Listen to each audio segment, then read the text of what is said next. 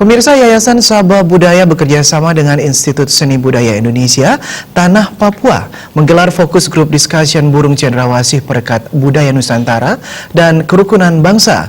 Hasil dari PGD diharapkan bisa mendapat respon dari pemerintah untuk dilakukan seminar nasional. Juga kami mengharapkan, namun hasilnya belum dapat di Jakarta.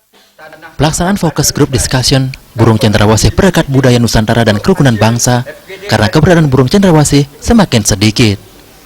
Namun di Papua, keberadaan cendrawasih sudah dilindungi oleh Perda dan ke depan Perda harus diperkuat.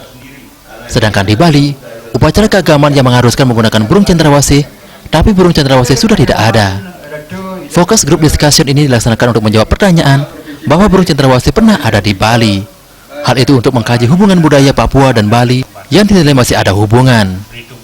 Hasil dari FGD ini dapat dilaksanakan seminar-seminar terkait dan usulan kepada pemerintah pusat untuk melestarikan keberadaan burung cendrawasih. Kebersamaan agar dapat menjadi. Pada satu saat kita memang mau mengusulkan kepada pemerintah, baik pemerintah daerah ataupun pusat, supaya ada memang perlindungan tentang satwa atau fauna ya, dan perlindungan tentang tanam-tanaman, karena dia berfungsi tidak hanya berfungsi sebagai sarana upacara, tetapi juga berfungsi sebagai taman, sebagai pelengkap di dalam kepentingan pariwisata.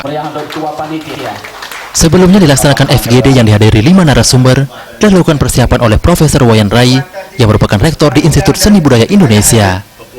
Burung cendrawasih yang ada di tanah Papua memiliki kesamaan dengan burung manuk dewata yang ada di Bali. Dalam hal ini, timbul ide mengkoordinasikan nilai-nilai dari burung cendrawasih dan manuk dewata.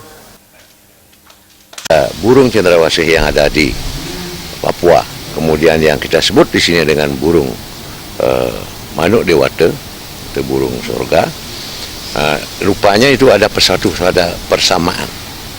Karena itulah dalam hal ini timbul ide dengan perantara Pak Rai untuk bisa mengkoordinasikan apa nilai-nilai burung itu sendiri.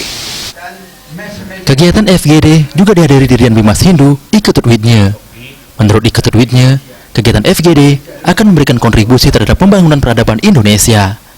Dua budaya antara tanah Papua dan Bali dinilai saling bersinergi untuk melahirkan budaya peradaban yang harmonis.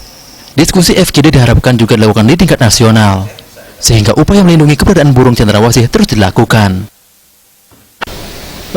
Tingkat nasional, jadi dari diskusi ini diangkat supaya di tingkat nasional juga diadakan diskusi untuk bagaimana melindungi burung ini dari kepunahan. Tapi ini kan harus ada usaha dari manusia. Ini kan panggilan sejarah.